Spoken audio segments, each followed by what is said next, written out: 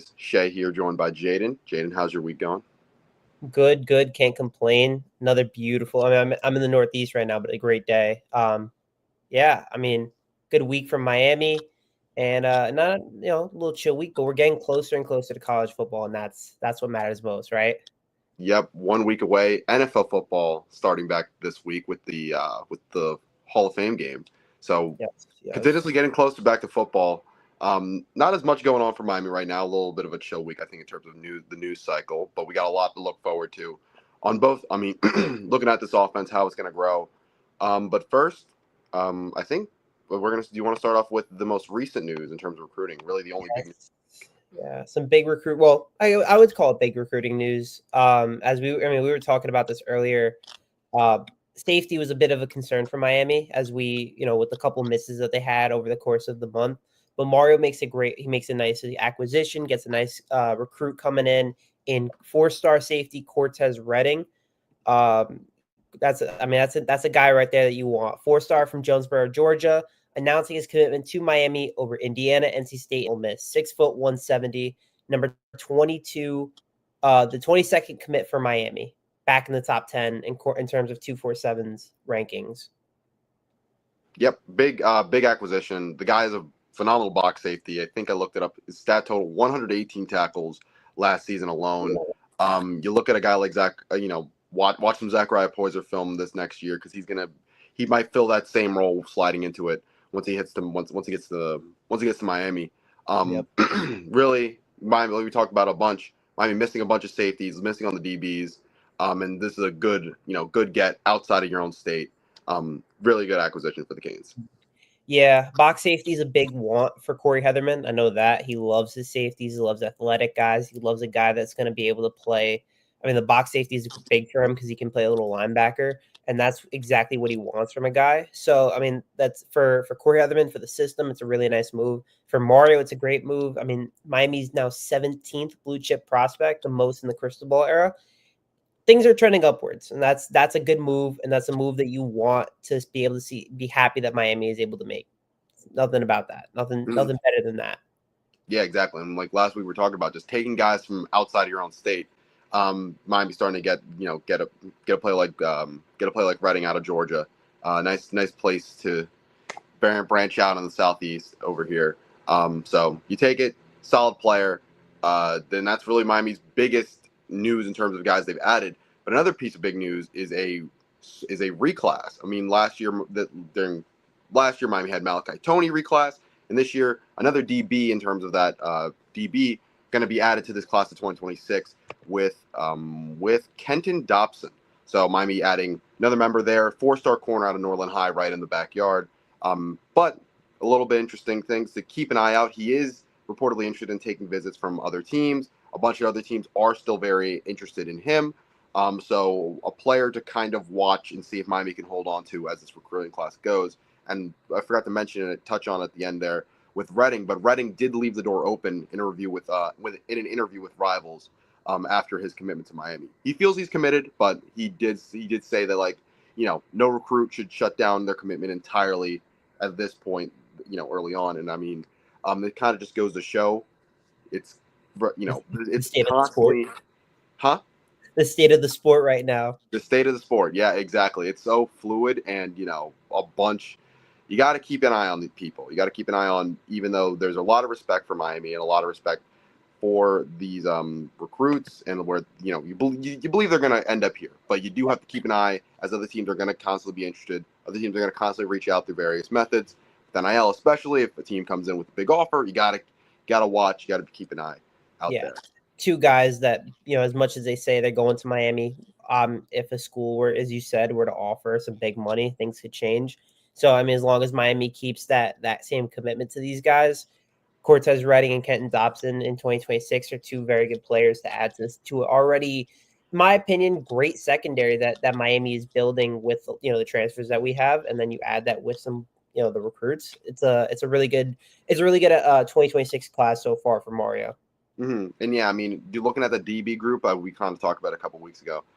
Is that this group is really this group is they brought a lot of older players in to kind of hold down roles for now.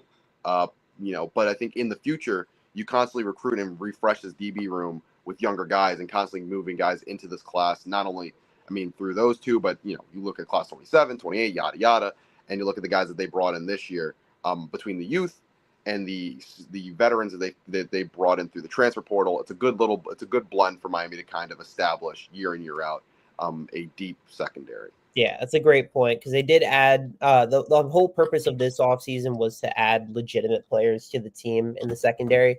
And then for the 2026 class, Mario accomplished his goal of trying to get more DBs to be able to develop them so that you don't have to rely on the portal as the years go on.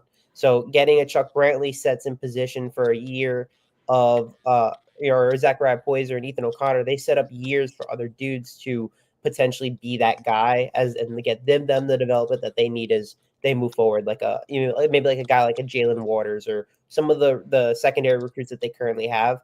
It will set them up for the near future, but having these guys in right now will help them. You would hope that it would at least be mainstays for now, so that in the future will progress. Mm-hmm. And that's why Miami's acquisitions in the coaching staff room were so big this year. Not only Heatherman, as we talked about a bunch, but Will Harris and Zach Etheridge, two guys who have kind of had success in other places and kind of bring, they show guys that we've got guys drafted by us. We've developed guys to a high level between All-Americans and, people who played at the highest level at the college football level and then gone on to have success in the NFL. Having those guys be your top two secondary coaches between the safeties and the corners, and the DB room in general, I think is another big reason why. And I was looking at Redding's interview, and he's talked about both Will Harris and Zach Etheridge. He thinks they're going to teach him a lot about football, and having guys who are very well respected coaches, who can teach DBs at a high level is going to be a really big factor to Miami recruiting future DBs as time goes on. Oh, absolutely. You're absolutely right there. That's a great interview as well from I recommend anyone to read it from Rivals. Yeah, I didn't get a chance to fully go through it myself, but yeah, he said the Redding seems very confident that he believes Miami is not only going to develop him as a player but as a person, and I think having players believe that out of your program is huge for long-term success. Oh, absolutely. Getting the stamp of having the coaching staff and the talent that will that's the same reason why people want to see Alex Mirabal or Jason Taylor. There's these mainstays within the coaching staff that people are wanting to come to Miami because of these two guys, and that's huge. That's massive. So when you get two guys like Zach Etheridge and Will Harris, they're going to be helping out the DBs, and this is just a continuous process of Miami to continue to be this kind of top 10 class consistently, and maybe even a top 5 class as we go forward through the years. Mm-hmm. Yeah, exactly. And like we've said it a bunch. It's like building sustainability and consistency as years go on is just so important. And I think when you have coaches not only at the the coordinator level, but at the position level who can kind of establish, recruit guys, bring guys, like the guys that high school recruits are looking at and being like, oh, I know that guy. He's developed a bunch of great players. Let me go work under him, and he can help, take my game to the next level. I think that's also just so huge for Miami building their success, is that, the quote unquote lower levels of the coaching staff are faces and guys that players, know and believe in, can help bring their game and help them become NFL players. Yep. One of those guys, I'm just thinking off the top of my head, is Brian Hartline at Ohio State. That's a guy that everyone talks about. Hey, that guy. Oh, I want to coach. I want to play with Brian Hartline. I want to see what he's like and how he can develop me at Ohio State to be like the Chris Olaves and the Garrett Wilson. That's the same thing that you want at Miami. And that Jason Taylor brings that kind of reputation. Alex Mirabal has been doing that this season or in the last couple seasons. And then you're hoping that Will Harris and Zach Etheridge, we keep saying, are going to be able to do the same as we move forward. So it's getting these good coaches. I mean, if say one of them got poached or something to another team, that's a big tell about how good Miami is becoming as a program. The more players that get poached, the more people that want Miami guys. That shows how much of a success Mario is building as we go forward. Mm-hmm. Yeah, and the best as a head coach, the best you can hope for is you don't wish for it, but like when you see your own guys go on to have success, if Mario can kind of build out a successful coaching tree under him and have these guys go on to have big careers, I think that also just kind of helps you in the future kind of cultivate a consistent coaching staff year in, year out, being able to find guys and bring in guys with high reputations and kind of help them build your recruiting classes as years go on. Yeah, absolutely. So I mean, not a whole lot of recruiting, but two notable moves, especially in the secondary, and that will kind of help us as we go forward in this class for Mario. But you know, as we keep going forward, as we get closer and closer to college football season, we got to keep talking about what Miami's got in store for us this week. Big things, the receiver, big group. He has to have a big year. Shay, what do you think about them this year?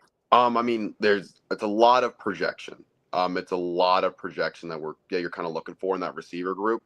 So it's going to be interesting to see how they develop. I mean, the big guy people have been talking about for a minute is JoJo Trader, but CJ Daniels.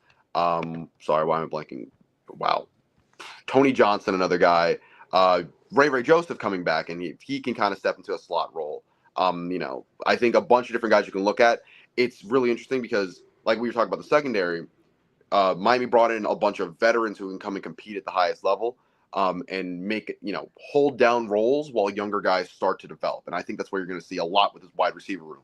Like I said, Keelan Marion, Tony Johnson, CJ Daniels, all seniors that are an upperclassmen that Miami brought in throughout this offseason to kind of hold down roles for maybe this year, until guys like if I assume JoJo Trader will step into a full-time role, but if he needs more time to develop, you have a guy like CJ Daniels who, I'm going to rave about him this way. Apparently, really good leader, really guy who's going to be, first guy in, last guy out type of guy, who's working the jugs before you even have to tell him.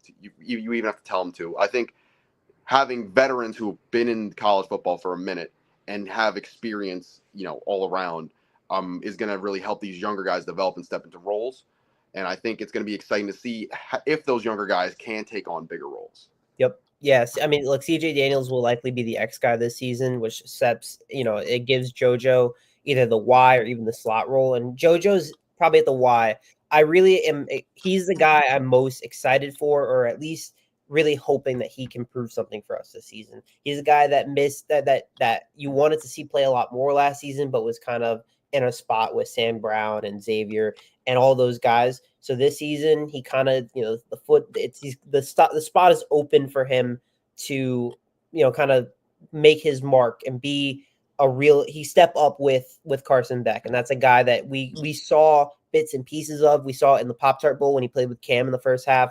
He was fun. He was very fun to watch. That's a guy that that people remember seeing as in high school and being like, this guy's going to be a real stud. Didn't play a lot freshman year, but now we're expecting sophomore year. Yeah, he's got to step up. He's got to be, kind of a really key player in the Carson Beck regime this season. And I love JoJo. I'm really hoping that he can pull through for us this season.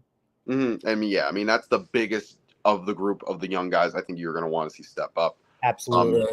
Yeah, JoJo there. You saw it in just a half of football. You're like, this guy, if there weren't six other receivers, I mean, between the receiver room and tight end room ahead of him, that's a guy you definitely could have seen getting tons of snaps, tons of targets last year if he really wanted to. And you're grateful that he stayed despite not getting those targets. And when you have a guy like Isaiah Horton leave over the offseason, who is going to be the projected number one target going to next year, hoping that you can have young guys like JoJo step up is huge. But a guy I want to look at as well is going to be Ray Joseph. If he can step into a full-time slot role, I think that could be huge for Miami. Between him and Tony Johnson, those guys are two guys who are going to primarily play in the slot for Miami. And if you look at Shannon Dawson's career as a offense coordinator, slot guys have big years under Shannon Dawson. You look at Xavier Restrepo the past 2 years, then you go to the 2 years with him at Houston with Tank Dell. Slot guys have huge years under Shannon Dawson, and between whether it's Ray Joseph, who he's bided his time, he's waited. The coaching staff raved about him having a phenomenal spring, and you really want to see a guy who's worked that hard translate into getting snaps and getting reps this season going into his junior year. And you look at the success slot guys have had under Shannon Dawson, there's definitely a role for him to carve out. Maybe it's not a big 1,000-yard year like the years prior, but he could have a massive impact.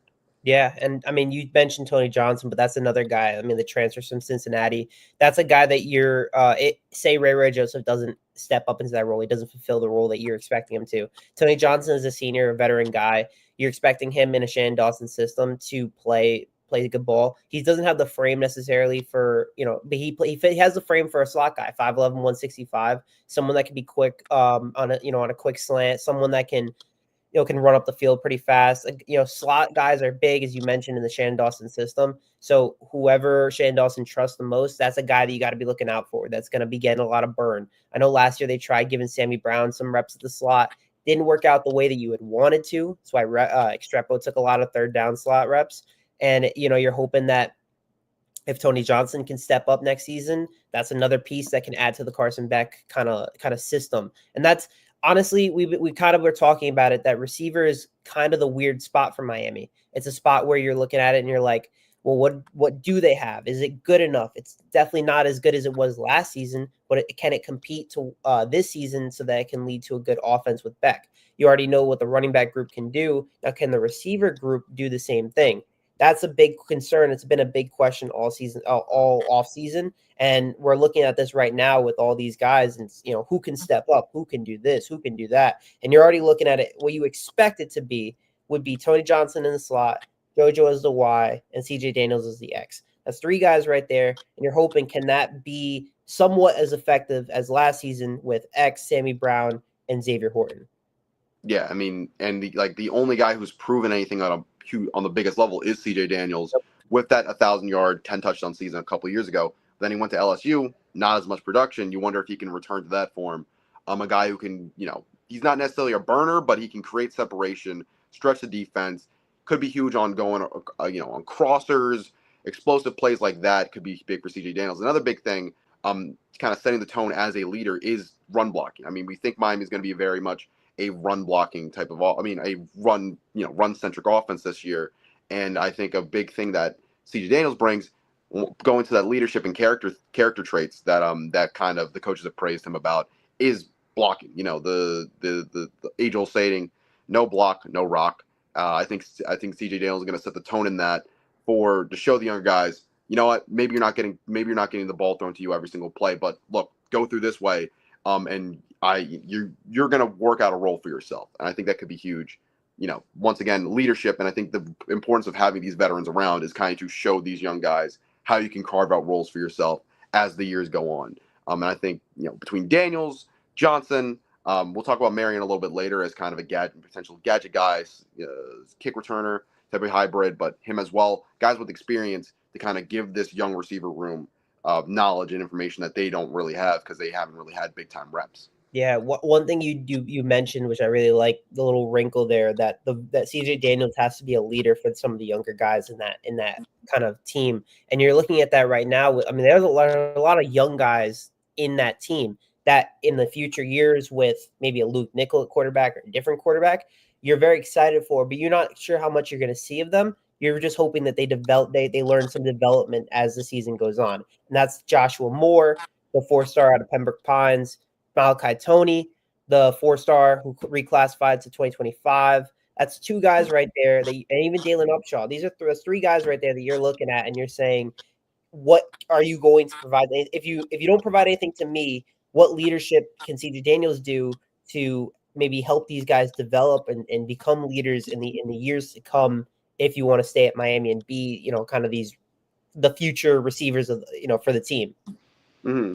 And I mean, in terms of these guys have plenty of time. I mean, you look at just talk about these young guys. Malachi Toney reclass, he's very young coming into college football, and I think of anybody throughout the spring practices, I think he had the reports saying he was the most impressive of these of this group. So that's a guy right there you can possibly hang your hat on moving into the future of this group. But yeah, just tossing it to you, which of any of these three, which do you see potentially carving out a role for themselves, if it was possible? It would be Malachi Toney. I mean, I know he's young. He's the youngest of the three, but he's also, in my opinion, probably right now at this very level, maybe the best of the three. As you said, he had a great spring game. He was playing great ball when he was in high school. I know. I mean, he was playing great ball. He actually was playing a little bit quarterback too back over there. But he was a tremendous player. When he declassified, when he decommitted, a little nervous, and he came back to Miami. I think if because of what he was doing in spring, it remains to be seen what we see in the spring practices and the summer practices in the cup, as we get closer to week 1.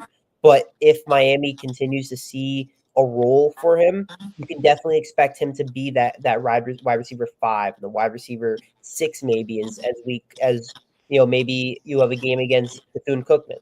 Maybe they're blowing them out. Who's gonna be that guy that maybe comes in for a couple reps? Maybe you see him. Maybe you see Nikar. Maybe you see guys like that. I like Nikar a lot. He's another guy I'm looking forward to. Yeah, I mean, yeah, another guy you're looking forward to did enter the transfer portal for a slight bit during the offseason, came back, and you're excited to see if you can get anything out of him this season too. So yeah, it's going to be really interesting between this wide receiver group. But once again, quick shout out to our consistent donator, Falconer. The helicopters are the answer. You know what? We're on the phones right now. Like we're trying our hardest to get helicopters for students to get to the games. Um, we'll keep you updated week by week as you keep on asking. We're working through it. But we appreciate your support, and we'll stay on the phones trying to get those helicopters. Yes, absolutely. I love you, Falconer. Appreciate it as always. And now kind of moving on to the other half of this, where weapons room for Carson Beck is going to be this tight end group. I'm very excited to see what they do with Elijah Lofton, more than probably more than anybody of this weapons group, just because like you think about his versatility as a like mobile chess piece that you can kind of move around wherever. I know he might not necessarily put up the biggest numbers of any of this between the receivers and tight ends, but like you think about what you could potentially do with a guy like that. You can line him up in the backfield. You can play him in the slot a little bit. Like you can move him a bunch of different places and just to get him the football. You think about what Penn State did with Tyler Warren last year. Like you think if you can potentially carve out a role for a Lofton like that, he could be potentially special for Miami this year. Yeah, the dude's an athlete, an absolute athlete. I really wanted to see more of him last season, but he was shadowed by Arroyo. He's an incredible athlete. You mentioned that he could play pretty much any position, and that's a guy that with the way that Miami was using tight ends last season. I know it was Ward that was throwing it. With the way that we have the tight end group with a not the best receiver group, maybe a curious receiver group. This is an elite and maybe not an elite level tight end group. But this is a tight end group that Carson Beck's probably going to rely on quite a bit. And I love what Elijah Lofton can bring. I think he's super fast. I think he can block. He can make incredible catches. He's fast. He can do a lot of different things, and that's an incredible athlete. Another guy that's coming in, Alex Bowman from Tulane. Incredible player. Now, that's the guy that I imagine will maybe take the role of Elijah Arroyo as maybe the receiving guy, maybe the red zone guy. He is in Tulane. He had 63 catches, 610 yards, and 13 touchdowns over 3 seasons. He's strong after the catch, 5.4 yards after contact. Big dude at 6'5".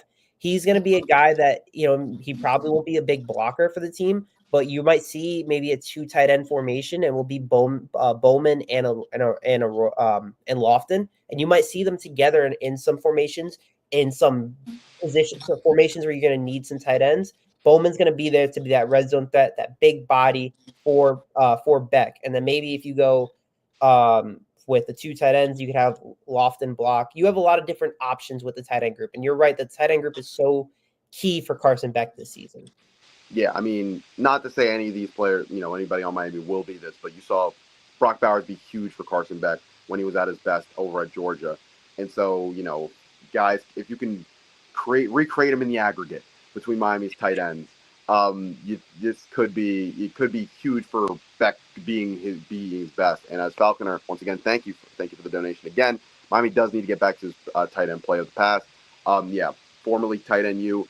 I mean, we brought it back a little bit last year with the success of Elijah Arroyo. And so, like, what you want to see is Lofton potentially be that next guy. And then maybe Brock Schott be the next guy afterwards.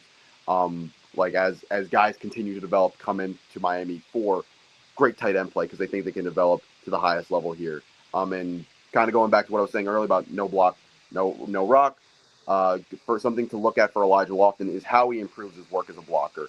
Miami's tight end coach, we called one of the most unique players he's played with, and he also praised the fact that Lofton's improved a bunch as a blocker. And if you can use Lofton more also in line as well as lining him up wherever. It just adds to his versatility and ability to play wherever you want him to.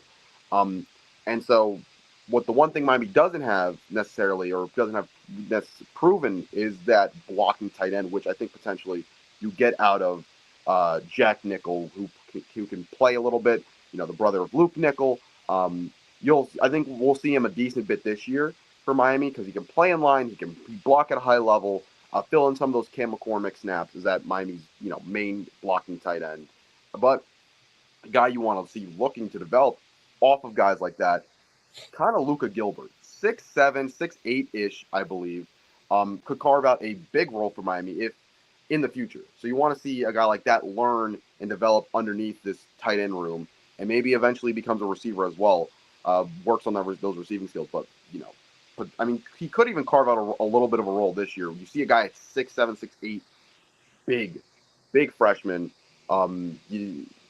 Potentially a developmental option, but you look at a guy like that and you're like, he's a waste sitting on the bench if he can come in and block for us here. So yeah, this is a historic position for Miami. Over the course of Miami hit football history, the Jimmy Grahams of the world, the Greg Olsons of the world, Kellen Winslow. That's three guys in even recent memory with Njoku and now Arroyo. That's a position, that's a spot where Miami wants to get back to. And with the way that you have this year of Bowman and you have Lofton, who they're so hot there, they love Lofton. The hope is that these guys are going to continue to bring Miami to its form as an elite tight end group and bring back that tight end U kind of recognition. And you're hoping that this season, the way that when Beck was at Georgia, he loved throwing the ball to the tight ends with Brock Bowers. You're expecting him to love the tight end group. The system is built a lot around offense about some of the big guys, and we saw that last season. And I would expect to see that again this season, especially with Beck in the quarter at the helm. Yeah, 100%. You think you pack it in a little bit more. You're going to run the ball a lot more, and you think as a result of that, tight ends are going to be a lot more involved in this offense, maybe even more than last year. Whereas Arroyo was more of a big slot type of guy, where you might go to traditional tight ends a lot more, lining up in the line. But also, like we said, Lofton, can you move him around? Can he play fullback and come out into the flat, stuff like that? I think if Miami's tight end position kind of grows and at the level it's expected to be, essentially, it'd be huge for the production of Carson Beck and this offense. Yeah, 1,000%. The tight end group's it's a big group to watch, and I actually am more excited for it than the receiver group because I think I know what I'm getting out of it, and I think it's going to be really impressive compared to the receiver group, which is a little more unknown. You don't really know what you're going to be getting out of some of the younger guys, or even some of the transfers. So at least the tight end group, what I saw with Lofton last season, what I saw from Alex Bowman at Tulane, I am much more excited for it because I know what Carson Beck might be able to do with it, with as well having the running backs and the whole system as well. You're expecting that to be in play for the course of the season. Yep. And so just to toss this to you for really quick, you have your five skill positions on the field. Who are they? Third and 5, you need a first down. Okay. You're going to have to pass the ball. Who do you want on the field? I mean, I want CJ Daniels. I want an elite level X guy there. I want Bowman. I definitely want Bowman, that big body. I want Lofton as well. I want both of them. And then I would say give me a third down back of Jordan Lyle, and then give me JoJo on the Y. And I'll take those are my best 5 on a 3rd and 5. 3rd and 5, looking for a pass. That's what I'm looking for. We want a little dump off pass, maybe get a first down, Jordan Lyle. You want to get someone at the first down marker on maybe a curl or a comeback route, Alex Bowman. You want a guy that can a big body frame that you can go on a one-on-one with. That's CJ Daniel. You want an explosive receiver, that's JoJo Trader, and you're the versatile guy who could also block, and Elijah Lofton. That's a good group of guys that you can kind of work around. Yeah, I mean, very fair, very fair. Yeah, I would probably sub out Bowman for one of Miami's slot guys, whether it be Tony Johnson or Ray Joseph. But I totally get it. You want to get 2 big bots. It's 5 yards. Maybe a guy breaks tackle. Maybe have a big guy box out on the little curl route. totally get it. I think it's fair either way you want to go. Big on the two tight end formation right now for Miami. I think could be the play with the way that they're going to run the ball. Having that kind of formation be in play where you can run the ball out there, you can do play action out there, you can utilize Bowman and Lofton. I think you can really do something in a lot of two tight end formations. We saw a little bit of that last season. I kind of want to see more of it this season. Yep. Sorry, that fell for a second. No worries. But yeah, another thing here, tight end play does open up the deep ball. Shout out to Falconer again. Not a donation, but insightful commentary. But yeah, I mean, I think like if you can get these tight ends working underneath, it kind of allows you to be a lot more versatile in offense. And, we're going to keep on talking about it as the offseason goes on. It's about the guys developing, stepping up, and becoming impact players. And that's what you want to see from Lofton. That's what you want to see from this young receiver room. So yeah, it's a lot to look forward to. I agree with you, Jaden. Very excited to see this tight end room, just because I think it could.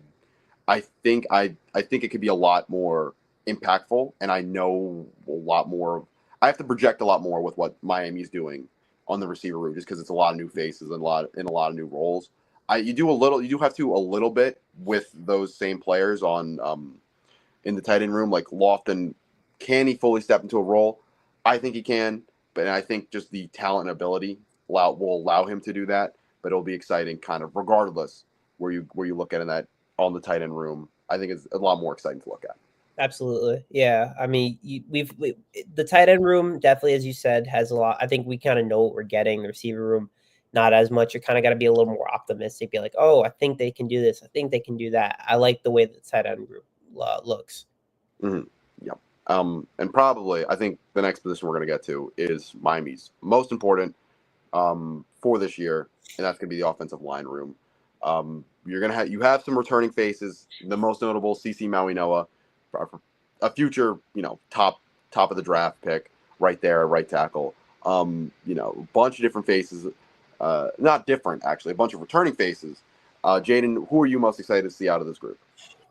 I mean, most excited to see is obviously CC Maui-Noah, just to see what he can do in his last season at Miami. What you expect to be his last season at Miami. If he balls out again, that's a top 5 pick that you can see at Miami. And you're really hoping he has a great year. The guy I'm most interested in see what he does is Markel Bell. Last season, he played all 13 games. Jalen Rivers got hurt after week 1. Weeks 2 through 7, Markel Bell took his place as the left tackle. And he played pretty well. He played all right. He was Ward's blind side, and he was a little inconsistent, but he ended up, I would say, towards the end of the season, became a little bit better. So much better that when Jalen Rivers came back, they slid him to left guard during some plays so they can play Markel Bell at the left tackle. They liked what they saw out of him, the former JUCO transfer, incredible JUCO player. To see what he could do as in the Power 4 conference, and it definitely was a learning curve for him. But as the season went on, I thought he got better as the season, and with Ward and all those guys. And I expect his senior year to be on a very important. It's a very important year for him because he is Carson Beck's blindside. He has to protect the QB1. He's got to protect them. It's his job, his responsibility to be the blindside for Beck. He's got to have a really good season for Miami to be in that kind of position. Another guy that I'm really interested in is Ryan Rodriguez. He's a guy, he's freshman year, doesn't play a whole lot, whatever. Year 2 in the offseason suffers an injury, season-ending injury, doesn't play at all in 2022. 2023 comes back, has to readjust to him getting injured, only plays 1 game in the Pinstripe Bowl. That's a season that he's looking at and be like, I really want to play. 2024, he finally gets the nod as the starting left guard. Game 1 against UF, plays 38 snaps, then he injures his ankle, has to have, out for the season. Devastating blow. This season, said he's coming back, he's healthy, and he's ready to go. He'll be playing, and he'll be competing for the top left guard position with Matthew McCoy, who took his spot. And Ryan Rodriguez is hoping to get that spot back. But he's a guy I'm rooting for, at least, because come on, adversity, 2 season-ending injuries. He's been with the team for a long time. This is a member of, I believe, the Manny Diaz 2021 class, if I'm not mistaken. That's a guy that you're really rooting for. That's a guy that you really want to see ball out and play his best ball in his last season. That's a guy I'm really excited for. hopefully that he gets the nod and hopefully he can stay healthy all season. Yeah, I mean, big concern of injuries. You mentioned 2 season-ending injuries right there. I did just confirm. Yep, it is from Manny Diaz, 2020-2021 class. Yeah. But yeah, like you see a guy, you hope he can fight through injuries. But if he can, I mean, we talked about the tackles right there. You have Markel Bell and CC Mauino on your left and right tackles, on the edges right there for Carson Beck. But if Ryan Rodriguez is going to be an injury concern, on terms of interior offensive line, who are you kind of looking at to kind of hold down the middle of the line? I mean, the middle of the line, we're talking here. We're talking Matthew McCoy. We're talking Inez Cooper, who's going to be the mainstay on the right guard. You know what you're going to get out of Inez Cooper, who's ACC honorable mention, back-to-back seasons, started all 13 games, 2023, 2024. Fantastic player, key member of the Wall of Mirrorball. That's a guy I love. But the left guard, in the event that Ryan Rodriguez is his injury concerns kind of continue, we got Matthew McCoy, who did play all 13 games, he started every game after the Rodriguez injury, had a key role at the left guard position. And he's a guy from Creekside High School in St. Augustine. That's a guy that you're hoping that in the event that Rodriguez does not play his best ball, maybe he's hurt, whatever, that McCoy can step into that role. And the other guy is the replacement from Zach Carpenter last season, which is TCU transfer James Brockermeyer, senior interior offensive lineman who spent 2021 to 2023 at Bama and last season at TCU. He's going to be the projected starter, one of 2 new mainstays, him and Markel Bell. I'm excited to see him. Big frame, 6'3", 295. If he can if he plays the way that Zach Carpenter played, I'm not really worried about our offensive line. I'm not really worried about the offensive line because I love. I mean, they're awesome. I love the Wall of Mirrorball. But James Brockermeyer is one of the new guys that he's got to kind of work within this kind of system, and you're hoping that he can play as well as the rest of these guys. Yeah, I mean, 100%. You think a guy transferred in, he's gonna have to play a big role in the middle of that offensive line as the center taking over for Zach Carpenter. And this position is the most exciting it's the most exciting because you don't have to worry about it. Like the offensive line as a group, you're excited because it's the one position, aside maybe from defensive line for Miami, that you're like, okay, I know what I'm getting here. I don't have to worry too much about it. Like you look at receiver, like we just talked about, look at the secondary room, a bunch of new faces. I think offensive line, from left tackle to right tackle to the interior of the offensive line is Miami's key to the season. Having the stability that they do right there in the trenches, especially when we talk about the running backs. It's between Mark Fletcher and Jordan Lyle. They're going to be so critical to Miami's success this year on the ground. Having an offensive line like the Wall Mirrorball to constantly build with throughout the season. Protect Carson Beck because, like we said, we're talking about Beck. Really good if you keep him upright. He doesn't have to worry about pressure in his face. He can dice up defenses. Have time to sit in that pocket.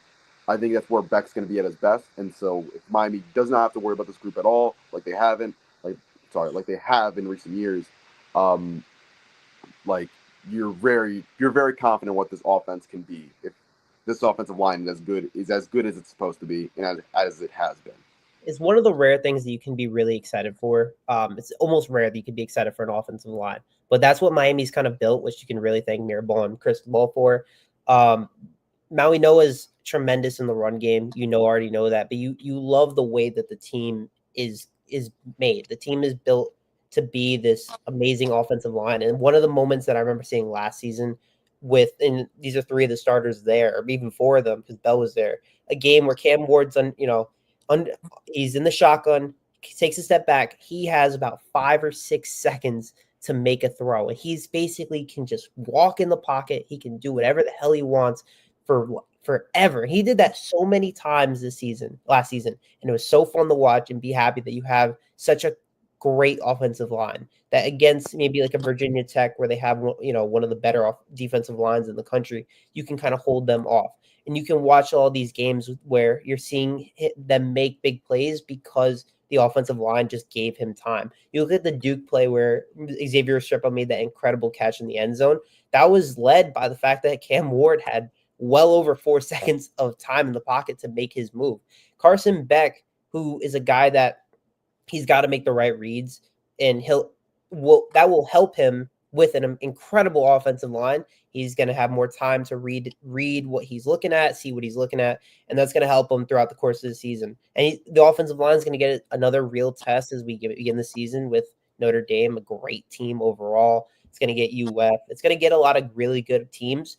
So I imagine the wall to be amazing. I'm not worried about the wall. I love the wall. I think it's going to be incredible, and I think that with the current five that they have, I don't know what team I'd put it up against in terms of best offensive lines in the country.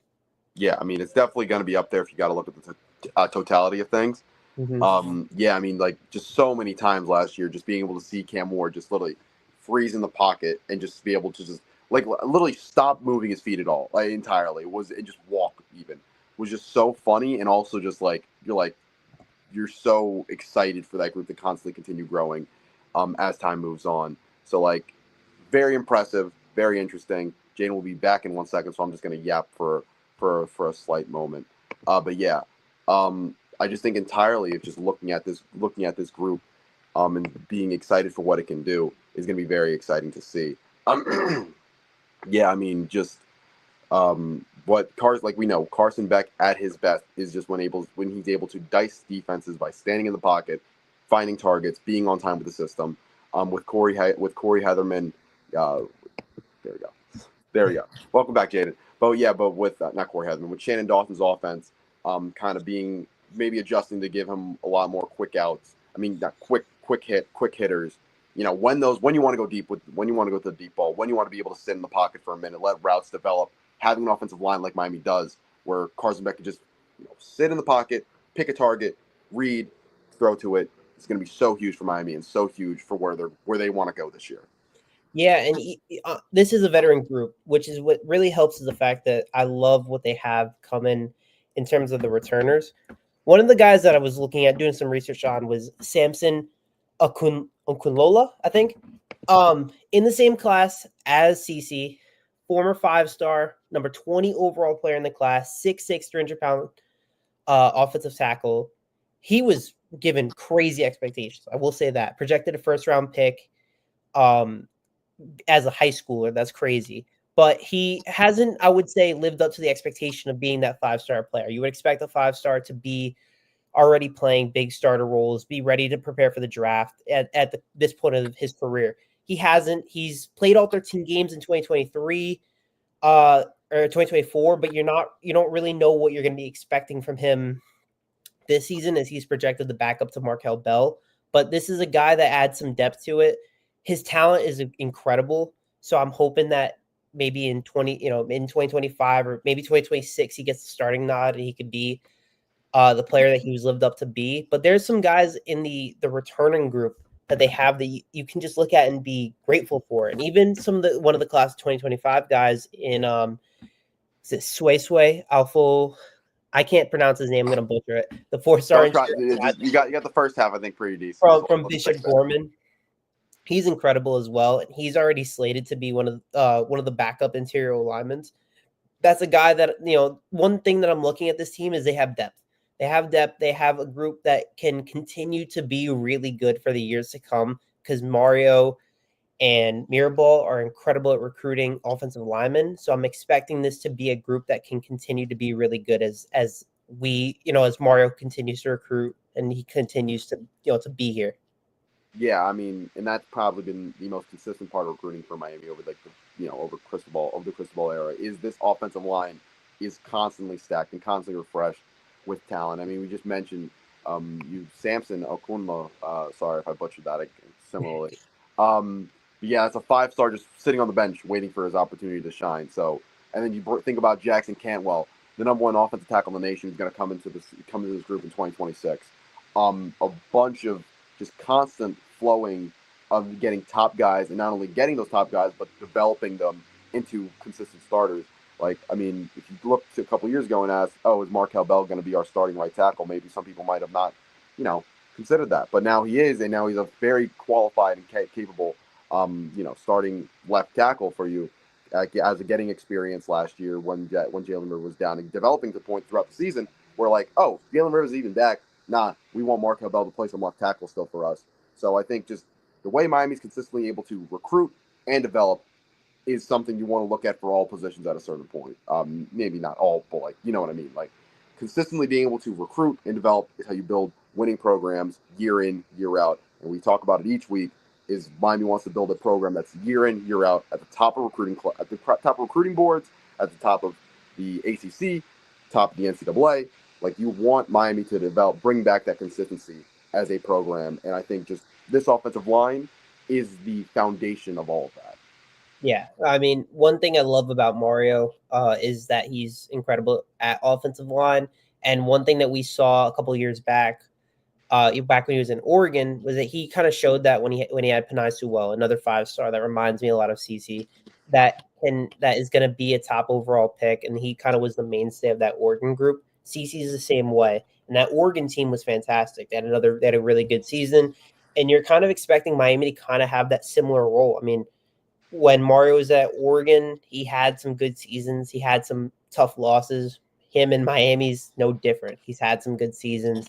Last season was his best. You're expecting this season to be maybe, I would argue, no different. So you're really hoping that he can kind of, that O line, you're right, the foundation. One thing that, at least in the NFL, they talk about, oh, you got to build up the O line. You got to build up the O line. And you look at when you're talking about your favorite team, unless you're an Eagles fan, you're always saying to yourself, wow, our O line sucks. So having an O line it's one of the biggest joys in life, is having an O line that you don't have to worry about, and instead you have to worry about some of your other things like your receivers, or your DBs. It's a good issue, or it's a great thing to have, at least a good problem to have, is having a great O line and having other worries that are easier to replicate. Yeah, exactly. Yeah, like the offensive line not having to worry about it at all is just so important. And like you talk about the NFL, like it's great if you're an Eagles fan and year out, I don't have to worry about my offensive line going into the year, because it's going to be in the top 5 to 10 of the entire NFL. And Miami, I don't know, Miami, this group can be in the top 5 to 10 if it really lives up to its expectations and where it's been each year, kind of growing. It's like this could be a top tier offensive line in the entirety of college. And if you have that in front of your quarterback, you're going to enjoy. The rest is going to should come a lot easier than if you had to worry about certain spots on this offensive line. Yeah, you hit the nail right there. That's exactly what it is. And one thing that we were talking about last week, which we were a little ill prepared for, was the special teams unit. But we are well prepared for it right now.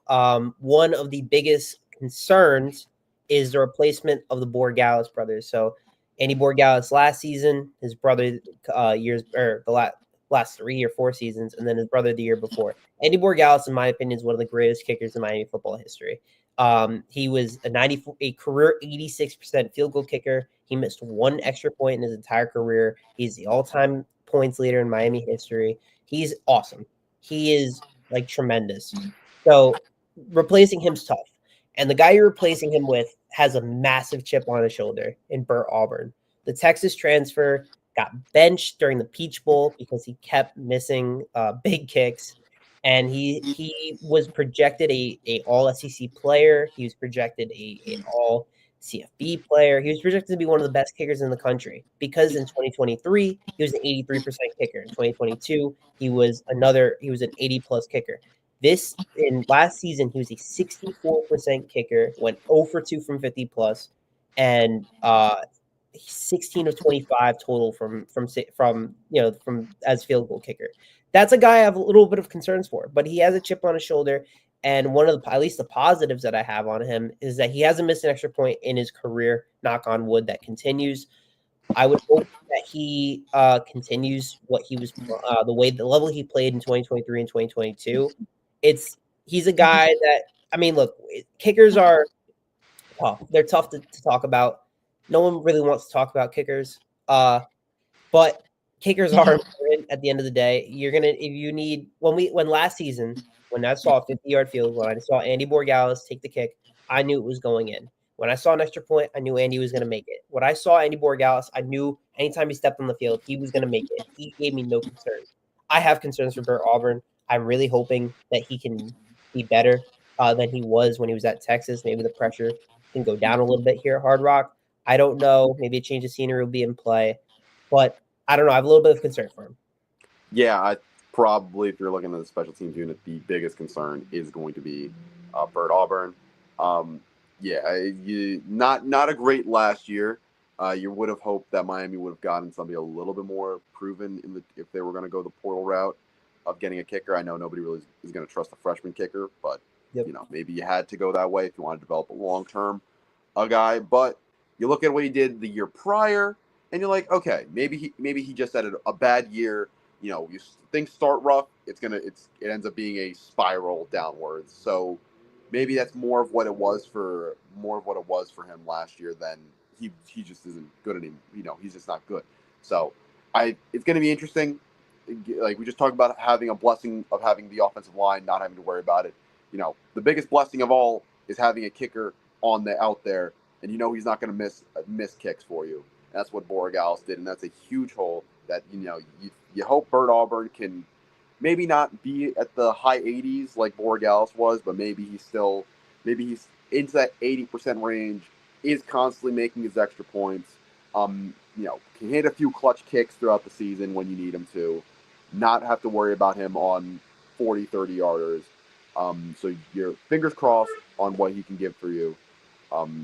Maybe he's not Borregales, maybe he won't be anywhere close to Borregales, but if he can just not be a liability on the field, and we're like he got getting benched during bowl season, it's not really how you want to end a season, and hopefully it does not end with Bert Auburn being benched for kicking. One of the age-old things in football is if you don't talk about an offensive line and you don't talk about a kicker, they're doing a good job. Yep. Let's hope for whenever the season starts, when we keep hopping on this show, we don't talk about the offensive line and we don't talk about the kicker. If we don't talk about them, they're doing a fantastic job, and that's all. I don't want to really mention Bert Auburn's name for the rest of the season because that's how good he's doing. That's how good Andy was. No one really mentioned how good Andy was until he retired or went to the league, and now he's with New England. I hope he balls out in New England. So I don't love talking about kickers, but in big games, obviously you're gonna need a kicker. Yep, you're gonna need a kicker. And Miami didn't have to worry about this position a lot last year, but it might need to a little bit more. Not only the kicker, but the punter. Dylan Joyce coming back for Miami. Solid 43 yards per punt, 11 inside the 20, 11 of 26 punts on the year going inside the 20. You'll take that. I'm nothing too exciting there, but like I just said, if I don't have to worry about my punters shanking punts, and I don't have to talk about them at all, probably for the best. Yeah, so he wasn't used at all much last season with how good our offense was. Again, don't expect the offense to be as good as they were last season. This season, you maybe expect them to be a little bit worse. So you might see Dylan Joyce on the field, and you're really hoping that he's Australian, right? The Australian kicker can do his job. The Australian punter can do his job. Some new changes for Miami was the long snapper and the place kicker. They got Carter Davis, a transfer from FAU, as their place kicker. I'm not going to talk much about him. He spent 3 seasons as FAU's kicker. Bert Auburn actually was never the place kicker. He was the kicker at Texas, but he was not really their place kicker. Carter Davis was the place kicker and the kicker. He was not a very good regular kicker. He only went 4 for 11 on field goals in his career. So he kind of moved to just the place kicker. So he's fine. He had 109 touchbacks over 3 seasons. Fine by me. Do your job as a place kicker, please.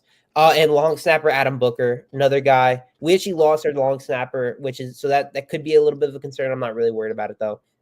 He is a former receiver from Charlotte, transferred to the long snapping position, moved there in 2023, took the starting role in 2023, and then was the long snapper for the entirety of 2024, Charlotte's top long snapper. I don't have much to talk about him other than do your job, please. Yep. I mean, you told the story right there. Hopefully he's phenomenal in terms of the punting game. If you're going to need to punt more, hopefully he can get down there and make some tackles for Miami. Like we said, special teams.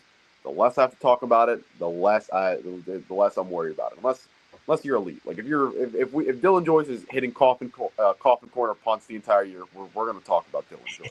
Yeah. So like hey, look, I'm Dylan Joyce. hit some coffee corners this year. We want to talk about you. We do. In that sense. Bert Auburn, hopefully he makes some clutch kicks, is consistent for Miami, and to get to some more exciting things.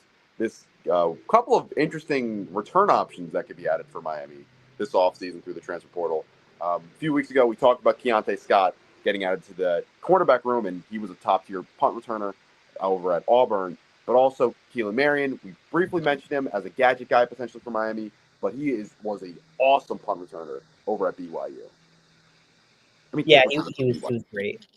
Yeah, BYU, great kick returner. Led the Big 12 in kick returns. Led the Big 12 in kick return average. Had 2 touchdowns last year. So, whether Miami wants to use him as a gadget guy or if he can come in and be a special kick returner for Miami. Not asking him to be not asking him to be Devin Hester, but we're not asking any of these new guys to come in and be legendary for Miami. It's just can you come in, make some explosive plays, make an impact?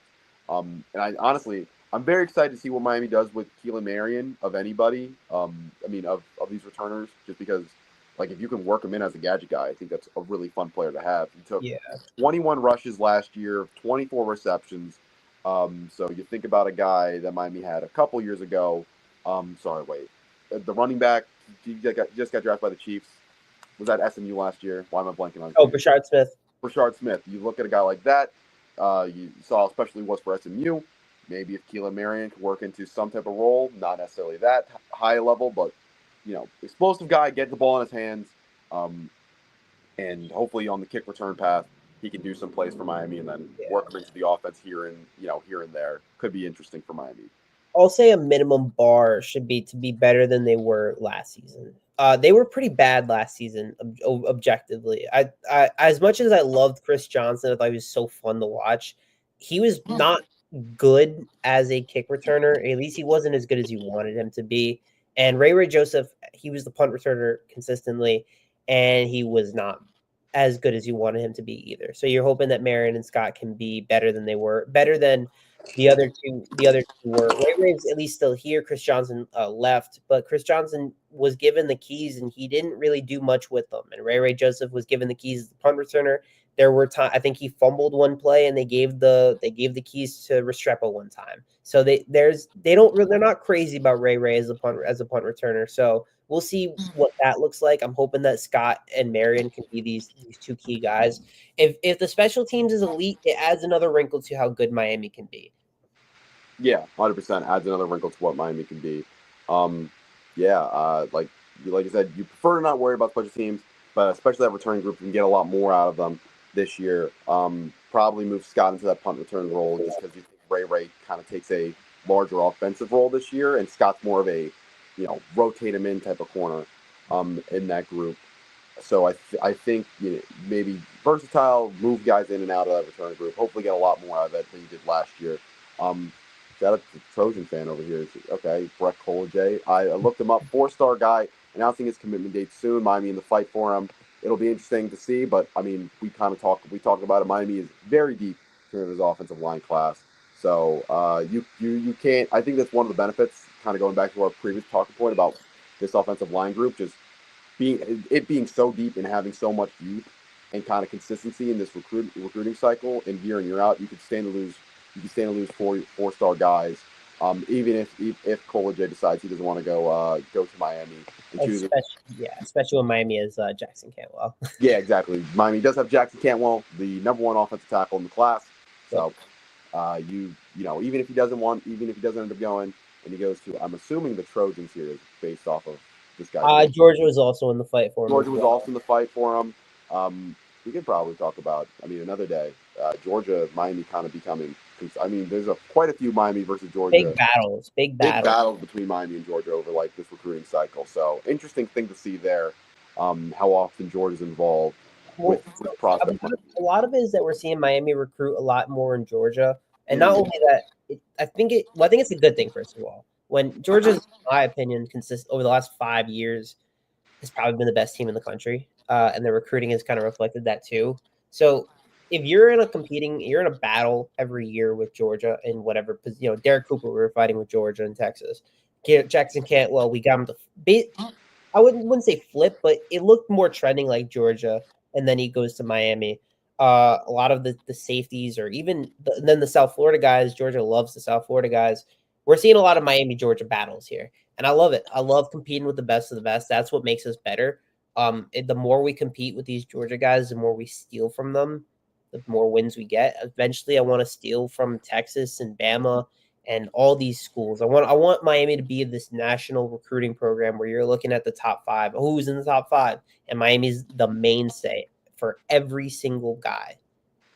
Yep, and nothing wrong with competition. Always being competitive with some of the top schools and the top recruiters in the nation is always going to be good for your program. And just like as Miami builds their program up more and more year by year and year out, being in fights with Georgia, with Texas, with top tier schools in the SEC and the Big Ten, year in year out is going to be so big for Miami to establish their long term future.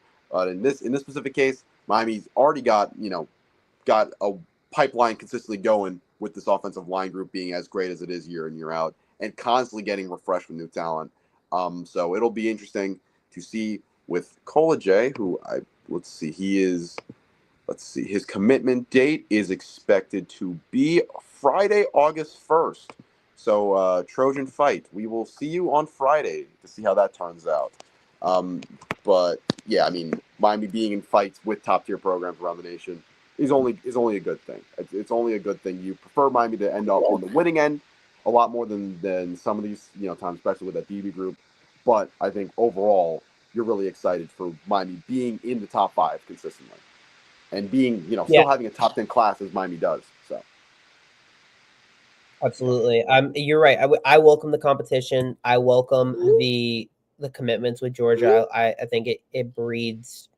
You're right. It breeds the competition breeds a better Miami. It breeds a better program. It breeds people that want to be with them. To me, I think it's actually a positive. It's like, well, wow, Miami's being, I guess, in these conversations with a school like Georgia. It's very cool. The same way that right now, I think you're kind of seeing that with Texas Tech.